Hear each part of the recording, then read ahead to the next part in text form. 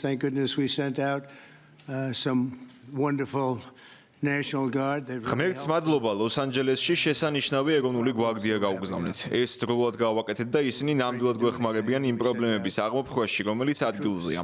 მათ ეშინოდათ მოქმედების, ამიტომაც გავუგზავნეთ იქ დამატებითი ძალები, რომლებმაც ფანტასტიკური სამუშაო გასწიეს. ჩვენ იქ არაკომპეტენტური მთავრობა ყავს. ნახეთ ის, რას აკეთებს კალიფორნიაში.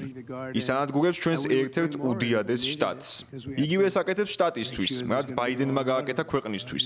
კალიფორნიაში უნდა იყოს წესრიგი და კანონის უზენაესობა. ახლა კი იქ კატასტროფა ხდება. მანქანები იწვის, ხალხი აბუნტდა. ჩვენ ისინი უკეთ შევაჩერეთ. ჩვენს გადაწყვეტილებას ყველა ემხრობა. They're potentially damaging the very foundation of our republic.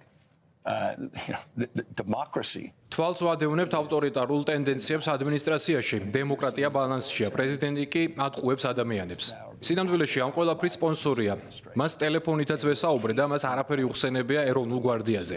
ეს არ ეხება მხოლოდ ემიგრაციას, ეს ეხება პრეზიდენტის ეგოს. ის დემოკრატიის მთავარ პრინციპებს შეეხო, არაცივილიზებული და მიუღებელი გზებით აკავებენ ხალხს, რომლებიც ჩვენ საზოგადოებას წარმოადგენენ. მან იცის სად მიპოვოს. ვეტყოდი რომ ხელი გაუშვას 4 წლის გოგონებს, რომლებსაც სურთ აქ განათლება მიიღონ. დაანებოს თავი იმ საწყალ ხალხს, რომლებსაც უბრალოდ უნდა რომ იცხოვრონ, რომლებიც 10 წელი აქ ცხოვრობენ, იხდიან გადასახადებს. ახლა კი შიშსა და ჯოჯოხეთს გადიან. კი ბატონო, მოდი და მე დამაკავე, მე ეს არ მანაყლებს. მე ვდარდობ ამ ხალხზე, რომელიც ჩვენი საზოგადოების წევრები არიან. გაიზარდონ საერთოდ რას აკეთებენ. ეს ხელოვნური კრიზისია. ვეტყოდი რომ გაიწვიოს მისი ბრძანება და დაამშვიდოს სიტუაცია. So Tom, arrest me. Let's go.